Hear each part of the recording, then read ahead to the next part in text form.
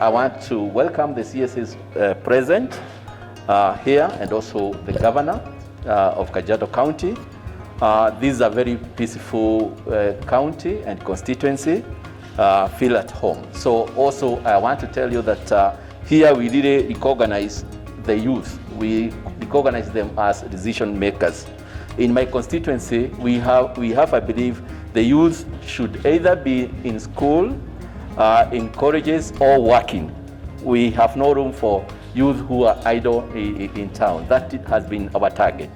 If you go to these homes, you'll find that the working people, the house help, are all old people.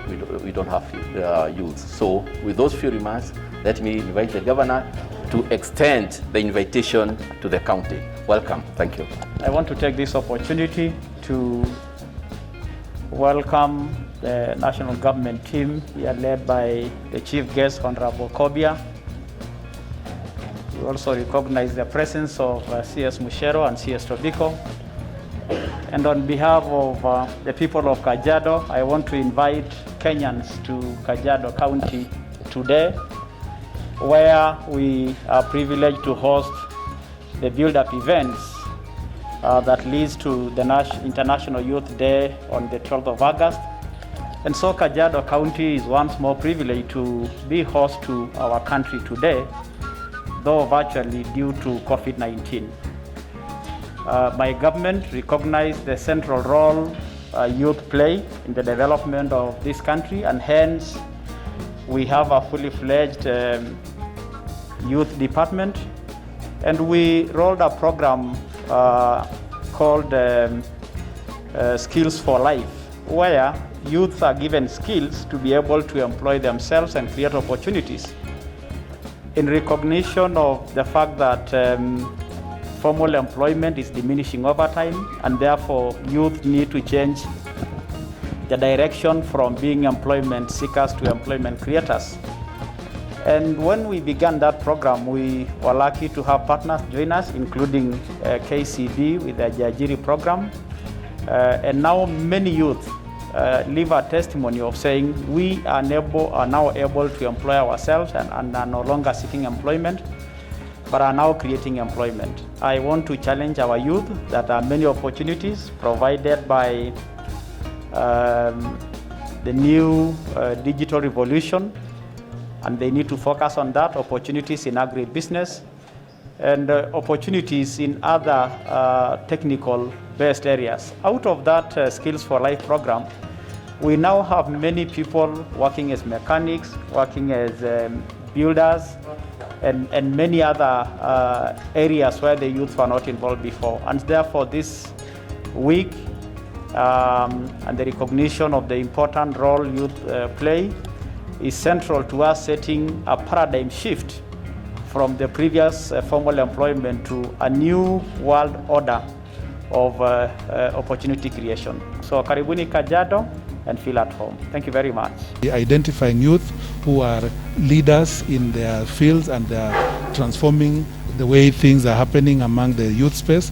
We'll also be going out and demonstrating to young people that the virtue of community service. So they will be involved in planting of trees, they'll be involved in cleaning of communities, and all the other activities that are meant towards giving back to the society. The other thing also is that on Sunday we have lined up young people. Again, this is a program that we organized, co-created together with the young people, and on Sunday they will have a national prayer day where the young people are going just to put the country before God and raise issues that need to be given or addressed to God. So we really, this is a program that we have all co-created as young people together with the partners and the stakeholders. So generally, that is where we are, and so today is really the kickoff of this series of events which culminate on the International Youth Day on Wednesday next week. So with those many remarks, again, I want to appreciate a number of our partners that have really come in for us. One, I think, first we start with the governor, who is the host, as well as also has put in material and support to help us in this. We also want to appreciate UNFPA, who have come in a big way to help us in some of the aspects of this. And all the other ministries, gender, through its agencies, has helped us to make sure that this event become a success. And Sir CS TOBIKO will be looking now forward to us working together into the future as we put young people as champions of environmental management and just making the country look better.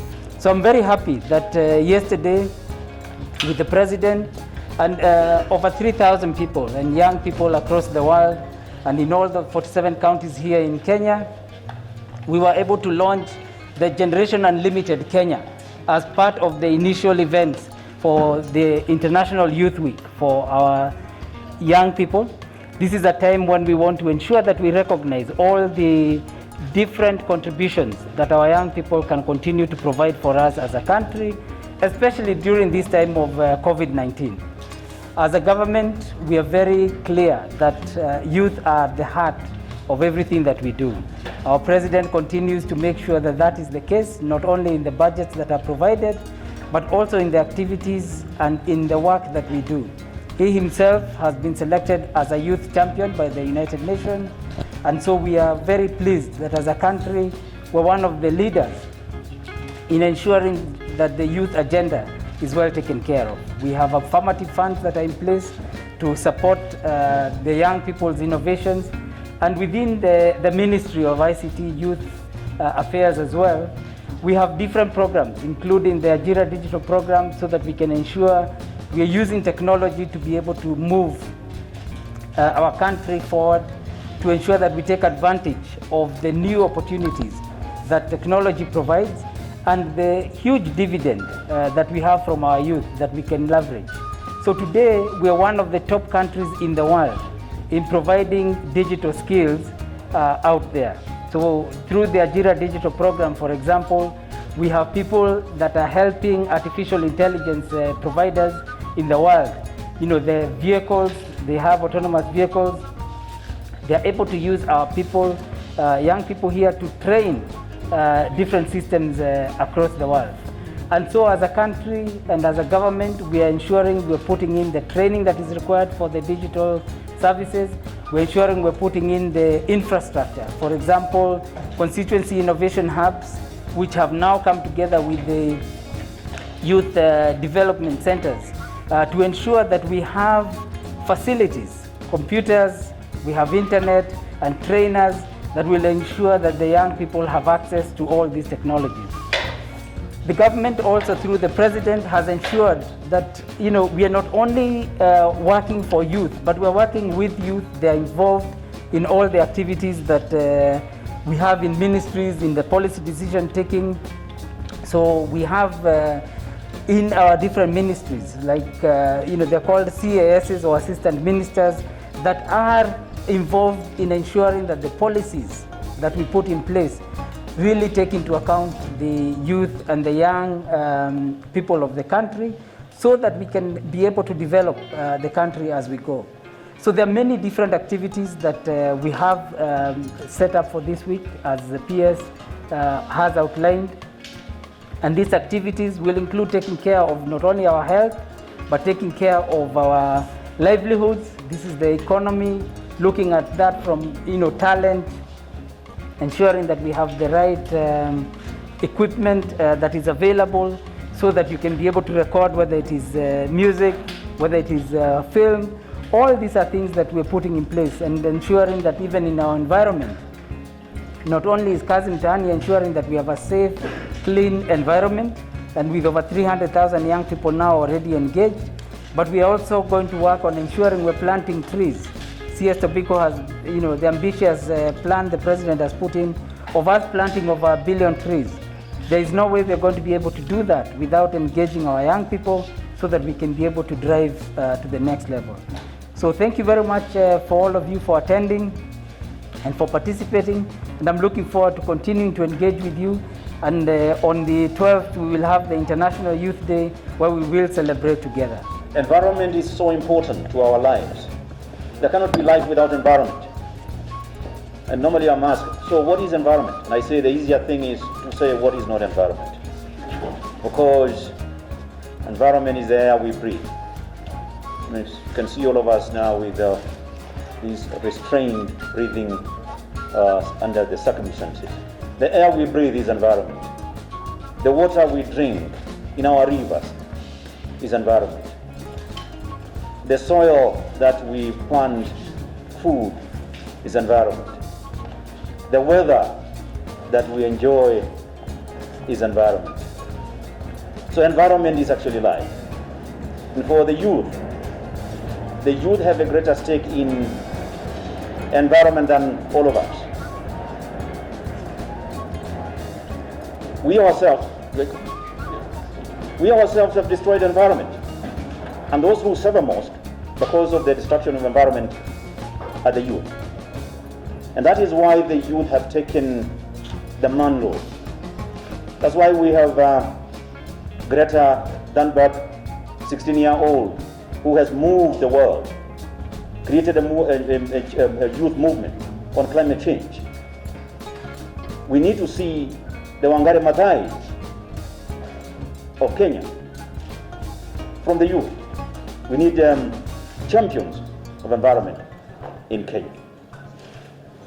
Now join us in doing, as CS Musheru said, the President has directed us to undertake a massive tree planting exercise, 2 billion trees by 2022. And we can do it. We need the youth to come and take the front line in working with us, undertaking tree planting activities. We want the youth to join us in establishing tree nurseries for their income, for distribution to their families, for distribution to the schools. We want the youth to join us in cleaning up our rivers that most of them have been terribly contaminated. If you think money is more important than environment, why don't you try counting your money while you have held your breath and see how long you would go? It tells you that you cannot ignore environment. Wangari Maathai said that you joke with the environment, you destroy nature at your own peril. Even what we are experiencing now in the globe, the COVID-19 pandemic, is directly correlated with destruction of environment. What we call the zoonotic viruses, whether you're talking about Ebola, SARS, HIV, all these diseases are correlated directly. These are diseases transferred by animals, wildlife. How do we get in contact with animals? Because we destroy their habitats. They come to our homes. Now we created markets to trade on wildlife. That's how we get all these viruses, such as the one that has now befallen the entire globe. We need the youth to utilize their numbers, build a movement. We want the youth to use their technological skills in helping us as a government and working together with them towards greening this country. We have rolled out a program.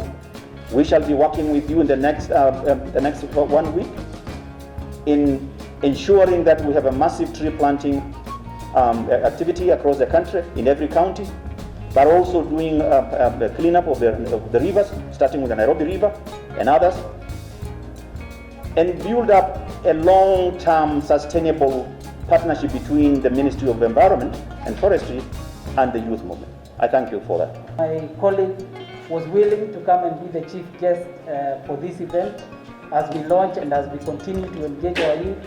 This week is simply to get us working together.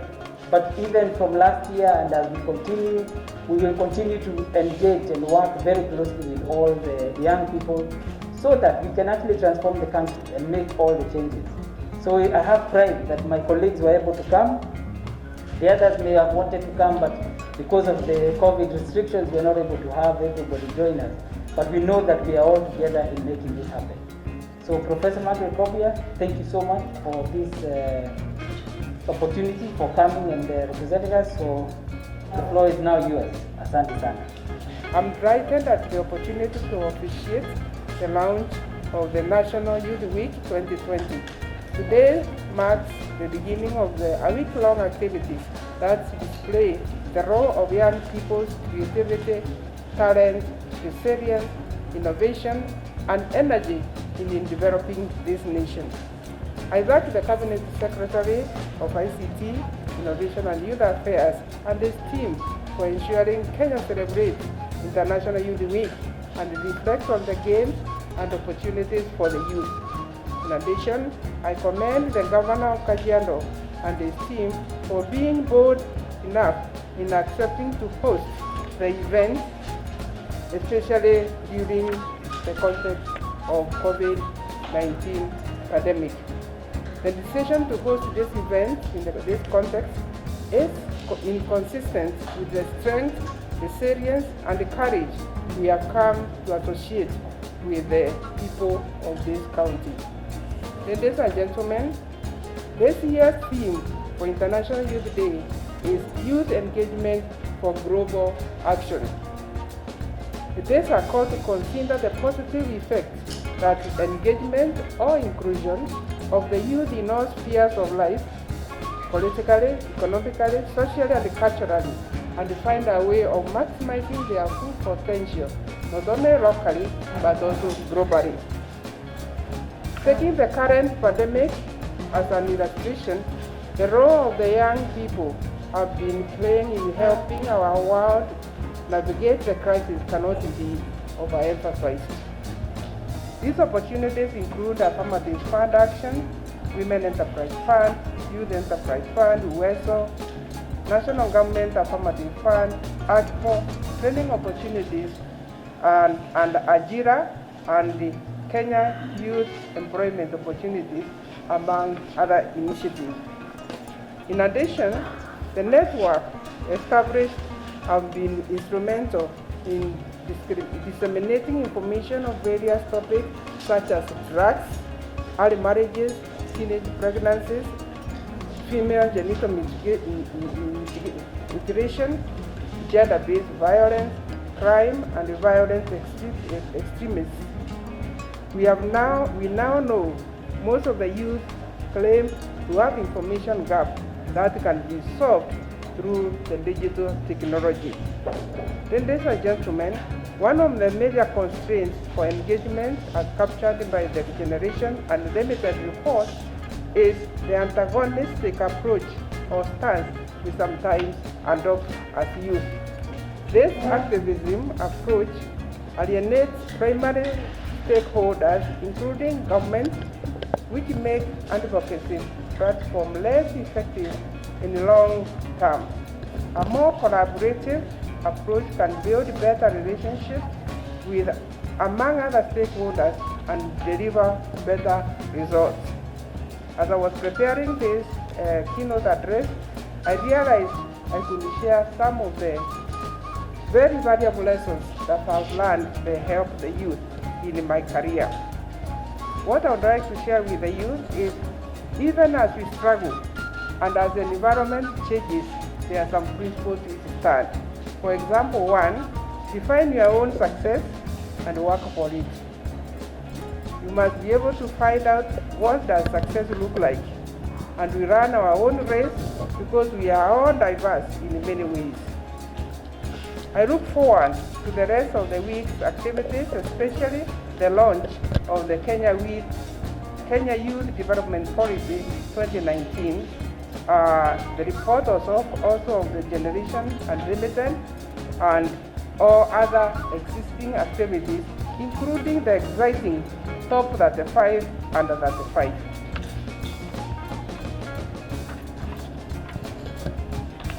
I extend my gratitude to our partners, including Spread Truth, UNFPA, UN Habitat, Youth Agenda, Youth Success Association, and many others who have been able to work with us to make this launch of a week-long activity success. Finally, as youth of this country, you remain our heroes. You are our future, and you are our pride. Take responsibility and celebrate each of your own achievements. And with these remarks, I officially launch the National Week-long activities and wish all the youth of Kenya the best and the successful week-long activities culminating to International Youth Day, 12 August 2020. Sorry, I thank you.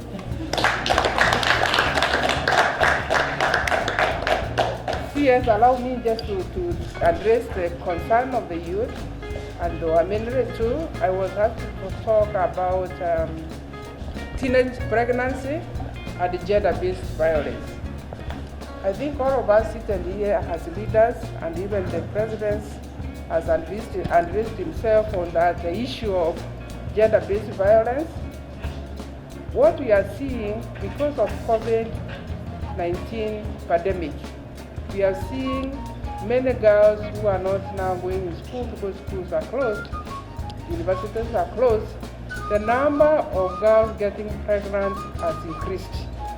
So that is straight there a problem before our eyes, because when girls get pregnant and they cannot continue with their education, that is one barrier towards better quality of life. We know the longer girls stay in school, the better the quality of life. And I think most of us who not have been this level, we never had an opportunity to go to school. But that problem, the government is addressing it by having about 6 or 7 ministries address what are the real causes of early pregnancy. Some we are being told is because of poverty, 2 because maybe they are idle at home, 3 because we are not having commodities on sexual health, reproductive rights.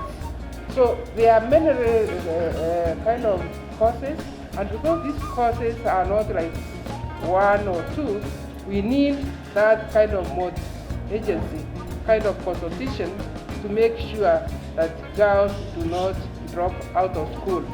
We know we have a policy that girls can have a baby and finally go back to school, but we also know that very few are able to go back to school. Therefore, what the government is doing right now is to find what are the real causes, and I think that's why we are fighting even a stimulus package, where the government is giving some cash transfers so that households that are extremely poor and are making their children go out there to look for money and in the process maybe get into some vices. I think that's one way of addressing. Therefore, we have also seen it depends from county to some counties have higher numbers, other counties have also slightly lower numbers, but the whole issue of poverty and also parents not spending enough time to tell their young girls the dangers of having early pregnancies. We have also seen the cases of pregnancies resulting from defilement, and for that reason, homes are no longer safe for girls, and I think that's why you are finding where we are expecting homes to be safer and the girls will be away from that kind of attack, sexual abuses. I think that's one the government has also taken a lot of concern, and that's why we are even having a research done by National Crime Center so that we have data that informs the decision that the government is doing. But in the meantime, we cannot sit there and do nothing about it. So I think there are many, even civil society, the government, who are actually coming to the aid of these teenage pregnancies, and that's why the government has also called for registration order for them so that we will be able to know who are you talking about and what are their specific needs. On the matter of gender-based violence, I think homes also have also become not safe also for domestic violence. Since quite a number of people have lost their jobs, there are increased levels of poverty because of COVID-19 pandemic. We find, and also people being home with increased workload and sometimes being not consistent movement, we are finding people getting high levels of stress. And because of those high levels of stress, could explain why there is quite a bit of domestic violence, which is more or less like gender-based violence as well.